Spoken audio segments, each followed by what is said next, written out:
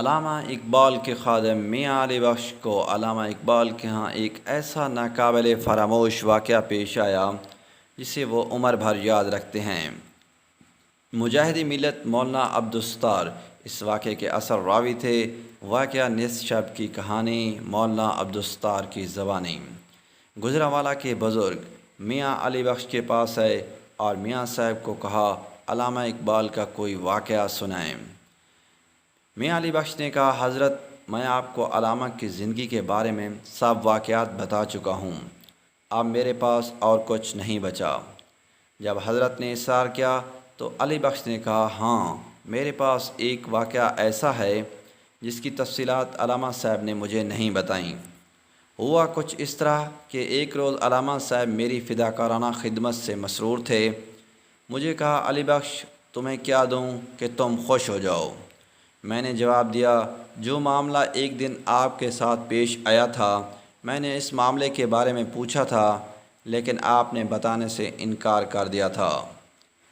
علامہ اقبال صاحب نے کہا بتاتا ہوں آج تمہیں، لیکن ایک شرط پر کہ میری زندگی میں کسی کو نہ بتانا، لیکن جب میں فوت ہو جاؤں تو پھر بتا سکتے ہو۔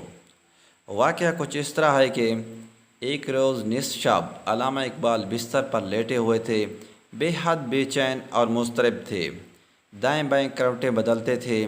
اچانک کھڑے ہوئے اور کوٹھی کے دروازے کی طرف گئے، میں بھی پیچھے چلا گیا۔ اتنے میں پاکیزہ بزرگ اندر داخل ہوئے، ان کا لباس خوبصورت اور سفید تھا۔ انہیں آپ اندر لے آئے، بزرگ کو پلنگ پر بٹھایا اور خود نیچے بیٹھ کر بزرگ کے پاؤں دبانے لگے۔ اسی دوران علامہ صاحب نے بزرگ سے پوچھا آپ کے لیے کیا لاؤں؟ انہوں نے کہا دہی کی لسی بنا کر پلا دو۔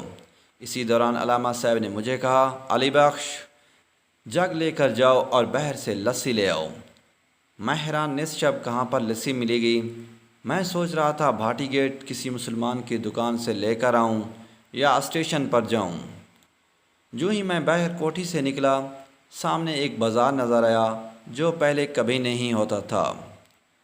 بازار میں مجھے ایک لسی کی دکان نظر آئی۔ میں نے دکاندار سے کہا مجھے جگ میں لسی بنا دیں۔